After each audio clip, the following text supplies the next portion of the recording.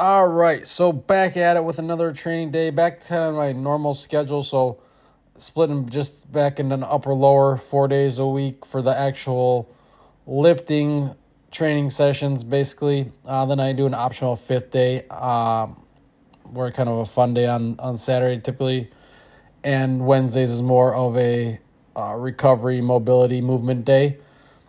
So we hit our sled sprints to start. Then we just did a bunch of variation, get up, go with just bought this brand new $4 ball from Aldi, so I had to use it. So we did some rollover, get up and go. We did some somersault, go grab the ball, just changing different ways, different ways to sprint and get into sprints and transition into sprints. Because whether you're an athlete, everyday person, you're going to do things differently. A sprint is not always just going to be a straight line. Add some intent, add some engagement. These ones is just toss the ball over your shoulder. Once you hear the ball hit the ground, react to it. So different ways to challenge your body, challenge your mind, and mix up sprints. It doesn't have to be a straight line all the time. Yes, I was sprinting straight there, but you see there's some wiggles and snake-like movements where you're waving and not always just straight. You got to chase the ball. And you're not going to find straight line sprinting unless you're like a 100-meter sprinter. Then after sprints, we jumped into our 10 minutes of jumping. So did these 2 hurdles, so double hurdles, so not just going up and over. You got to make it over 2 hurdles, so just changing heights. I did various where one was lower than the other, so you got to go up and over. And paired those with these height-ins to broad jumps. These were not the best. The grass was a little slick. I should have kept my cleats on from sprinting because I was slipping and worrying about slip. I fell too many times on wet grass before. Broke my toe last year doing that. But I didn't have shoes on at that point.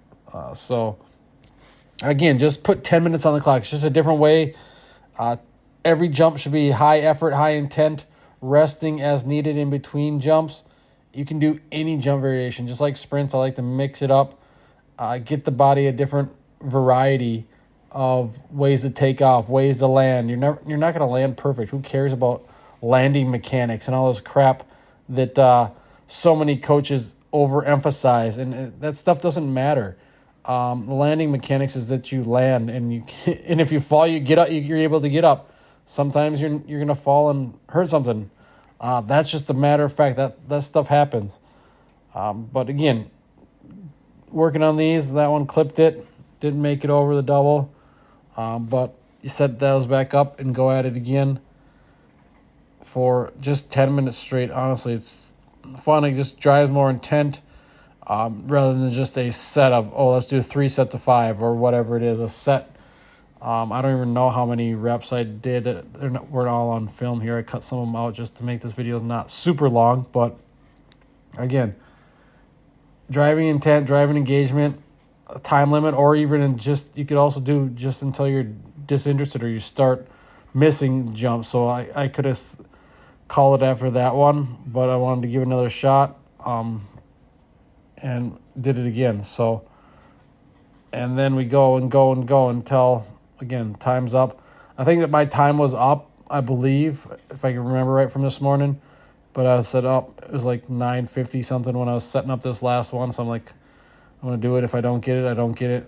And we're done. Because, again, you're getting kind of a little bit fatigued, a little bit drained, losing a little bit of interest in the jumps. So, again, that's another way you know when to call it rather than, I always have to do one more rep. I remember in high school football, we had to do one more rep for the champions. I did get that one. So that might have been my highest. I think 42 was the highest on both of them. I can't remember off the top of my head. It was 42 or 41, 43, somewhere in that range.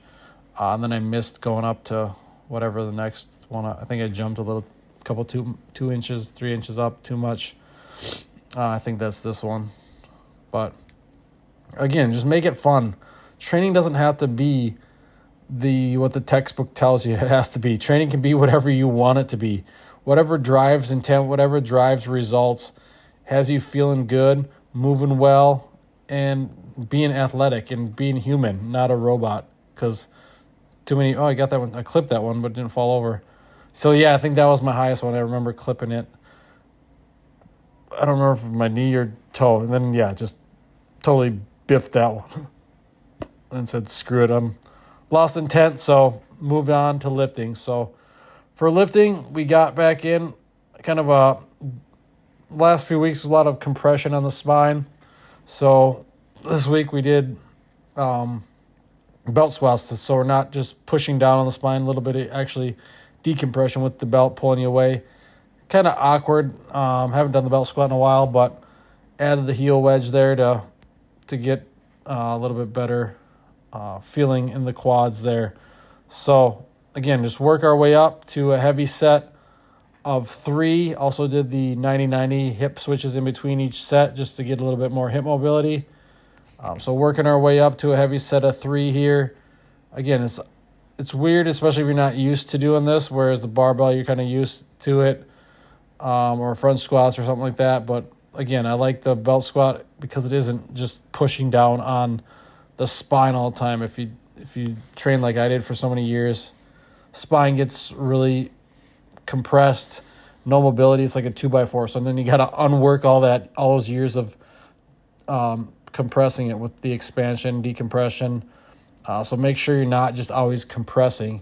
Make sure you're using expansion with things like sprinting and jumping and that type of stuff. So worked up to our heavy set of 3 here. And then we did a drop set, as many reps as possible to finish out the belt squats for the day. So just getting back in, probably not going to be doing a ton of squatting, depending on, again, with baseball, I catch, at least early in the season, I catch a lot. Until other catchers show up. But again, so we only had 1 game this week, so the legs weren't too fried like last week and caught whatever, 16, 14, 15, 16, whatever innings it was. So legs were a little fried, and we just had a game Saturday. So only 1 game this week, and it was only 7 innings because we 10 run them. So then after that, we got into our accessories. So our main lift, then follow with accessories. So we did these heavier goblet HBK squats, going side to side, just working on getting low, getting depth. My depth is getting a lot better with these. Grind's getting a little bit more mobile, which is a good thing. So hit those, paired those with a Jefferson curl iso hold. So I did 2 sets of each of these. I just did a minute hold on these, so work our way down. So on these, you're really focusing. Oh, crap, I think should have fast forwarded this. Oh, well. But,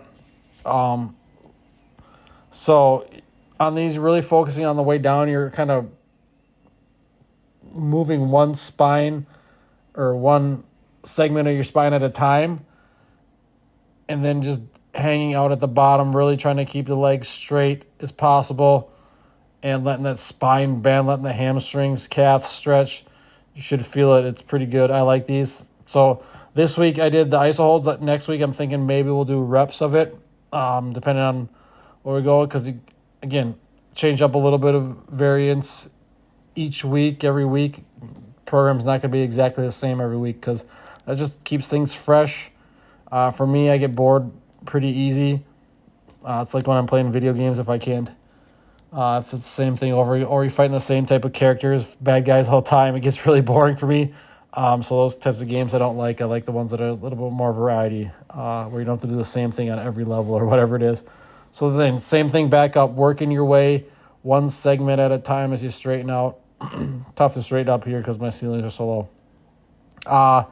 Then moving on to our other accessories, we did hamstring 2 to 1. So you curl it in with 2 feet, 2 legs, and then like a slower tempo, extended the leg back out using a foam roller. You can do this on a physio ball too. I've done it that way, but the physio ball I have now, I made a mistake and bought the one with has like the sand in it, so it doesn't really roll very well.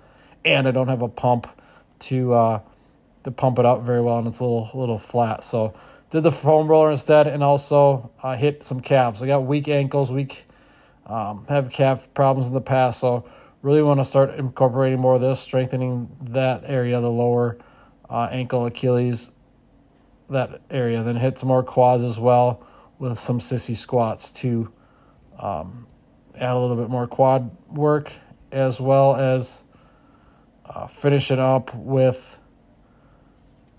glute ham machine crunches. So I did some twisting, kind of side crunches.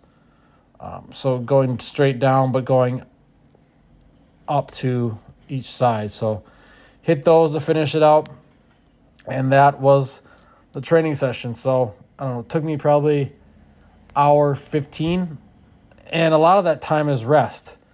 A lot of that time is also going from my backyard, getting shoes on, getting cleats on, changing that stuff, setting up. So maybe an hour and a half probably, but it's not all just training. So that's what I have for you guys. Hopefully you enjoyed it, and thanks for watching.